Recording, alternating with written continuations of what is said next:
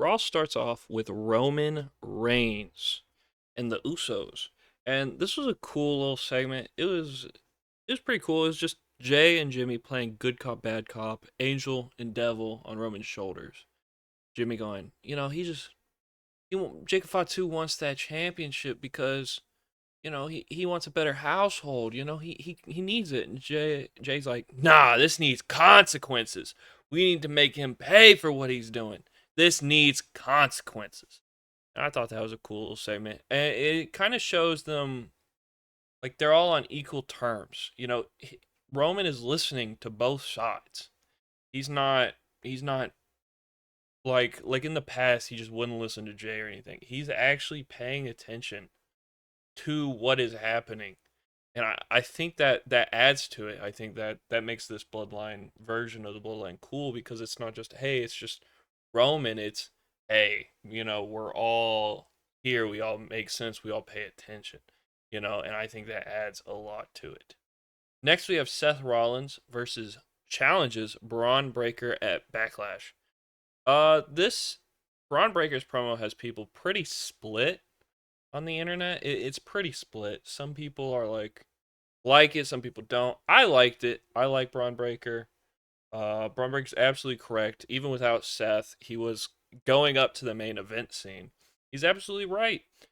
But I didn't like certain parts of Braun Breaker's promo.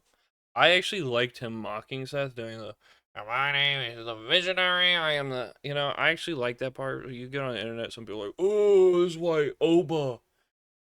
You need Oba is not the only one, okay? You could have a Braun Breaker and an Oba at the same time. This is not a pick and choose type of thing. You can have both. I don't know why people are on the internet being like, Oba this, Oba. Yes, I love Oba. Oba's a star. He is a star right now, and he is incredible. But that does not mean you have to just be like, Braun Breaker is the worst thing ever, Like, you can have two things, okay? There is two world titles. There is there are things. It is fine. There is more than just, hey, this was this, there's that, It's okay to have more than one thing, is what I'm saying. Like you don't have to have, okay, if there's a cherry pie and a blueberry pie, you first are eating the cherry pie and you're like, oh, this is so good, this is so great. And then you eat a blueberry pie and you're like, this is just the best thing I've ever had. Why did I ever like cherry pie? Blueberry is just too good. You can have both. You can like both. You don't have to be like, this is terrible. Like, it's fine.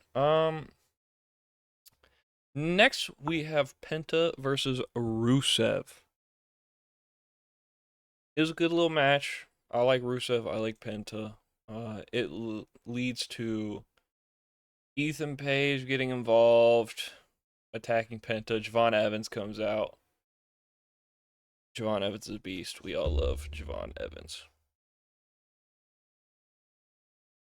Yeah, it was a pretty good segment. I like it. I like Ethan Page a lot. Ethan Page is very, very good. You'll hop on the internet and people will be like, but Ethan Page in AEW. I don't care. Ethan Page is awesome. Next, we have Io Sky and Becky Lynch. Becky Lynch comes out saying, I'm here to face some real talent, so I'm going to do an open challenge. Io comes out. Becky's like, I don't want to fight you. Where's Rhea? Becky wants to be the double champ again. I was like, okay, yeah, that makes sense. She calls her Io Sky the Marty Jannetty. Io Sky's like, no, and just punches her. Like, we are fighting now. Hey, Becky Lynch tries to run. Adam Pearce comes out and was like, no, no, no. You issued the challenge. This is happening. It was a great little 11-minute match. Becky Lynch is awesome. Io Sky is the best women's wrestler in the world when you allow her to be. So it led to a great match. And then Asuka interrupts. Asuka throws Io Sky, trips her up on the barricade, leads to a manhandle slam. 1, 2, 3. Becky Lynch wins. Asuka attacks Io Sky. Sets up their backlash match. I think Kyrie probably returns there. I know she just got released, but I bet she returns there. If she doesn't, then we'll see. Next, we have a Joe Hendry concert. It's so funny because people are on the internet like, "Oh, Joe Hendry concert," and they went, Paul, fire Logan Paul," you know. And everyone on the internet, well, hold on, this concert's pretty good actually. This one's pretty good. This one's pretty good. That made me laugh. It was a good little segment. Street Profits come out, you know. I love Street Profits. Best tag team in WWE for sure. By far, honestly. I'd probably argue by far. They are incredible. I love the Street Profits. And then it leads to them, in the backstage, and Seth Rollins comes to talk to the Street Profits. Street Profits like, we ain't do that for you. We did that for them titles. We don't like you. That leads something earlier when Braun Breaker was saying, he was like, nobody likes you. Nobody is on your side. No one wants to help you. And that just made perfect sense. It's because he's been, especially during the Vision days, and even when he's heel during the COVID times, people don't like Seth Rollins. These people in the locker room, fans love him, obviously, but and I think that's a great story to tell that, your actions have consequences. Next, we have Rey Mysterio versus El Grande Americano. And El Grande earlier in the night challenged Rey Mysterio, and it seemed like a face promo, and I was like, yes! Yeah! They're making him face again. And then he played heel in the match, and he did heel things, and I was sad again. But I love El Grande Americano. I like Rey Mysterio, and they're trying to get promotion for the El Grande Americanos mask versus mask match. Roxanne Perez. Finally, Finn Balor is talking to Roxanne Perez. Says, "Hey man, Liv doesn't have your back."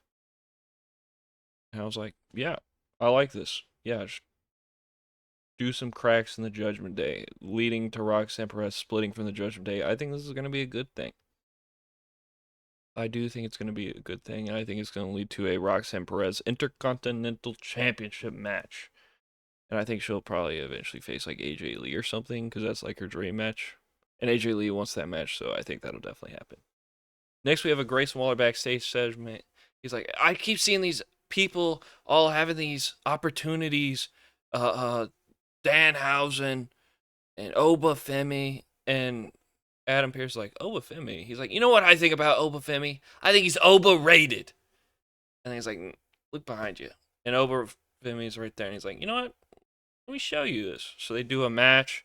Oba squashes Grayson Waller. Grayson Waller, though, looked jacked. That man's been working out. He looked very, very good. He was in probably the best shape I've ever seen him. And then Oba Femi does. He says, there's going to be an Oba Femi open challenge. And some people, this is also, I saw one tweet that didn't really like it. I like it. It's like a Goldberg. You want to keep that fire hot. So I like that. I actually really like that. I like the Oba Femi open challenge. So I'm pretty excited to see how that goes. Yeah, I think it's going to be pretty exciting. Next, we have Judgment Day versus Bayley and Lyra. This was a good match. This crowd loved Roxanne Perez. It was in Roxanne Perez's hometown. They were chanting Roxanne Perez. It was really good. I really liked it. Uh, they were in love with Roxanne Perez, and it showed every time. They won Roxanne Perez in the ring, and I thought it was a really cool match. I thought it was really cool for Roxanne Perez. And they got the win in their hometown. Sometimes Triple H doesn't give them the win in their hometown, but he gave Roxanne the win, and I thought that was really cool too. Next, we have Roman Reigns and Jacob Fatu segment. Jacob Fatu delivers another great promo. And Jacob Fatu is pretty much like, I was on the Indies for 12 years. No one gave me a call. Roman, you didn't call me. Jay, he didn't call me. Jimmy didn't call me. You know who called me? Solo Sikoa. The crowd went quiet instantly after Solo Sikoa is named, which was kind of funny. Uh, but it is true. It makes sense. And then Roman's like, you're misunderstanding something. I'm the entire reason you got to be coming back. Solo Sikoa couldn't even get a coffee delivered to the building without my permission. I let you back in, not Solo. It was my decision. And maybe I didn't call. but I've been busy. I've been busy grinding over here, okay? So that's what it is. So if you want a match, oh, what did he say? He said something before. He says, you haven't deserved it. You haven't earned an opportunity. And he puts him, and Jake Fatu puts him in a tongue and chokehold. And I thought that was really cool. At first, I was like, why is he just grabbing his beard? Is he going to, like, scream in his face? No. It's a tongue and chokehold. And then he chokes him. And then he leaves, and Roman grabs the mic, and he's like, oh, I accept your challenge at Backlash. At Backlash. And I was like, all right, yeah, that makes sense. I thought it was a great segment. I thought this was a very, very good Raw. The wrestling was good. The matches were good. The promos were good. Everything hit for me. I loved every single thing on this Raw. It was a very, very, very good Raw. Very, very good Raw. I very much enjoyed it.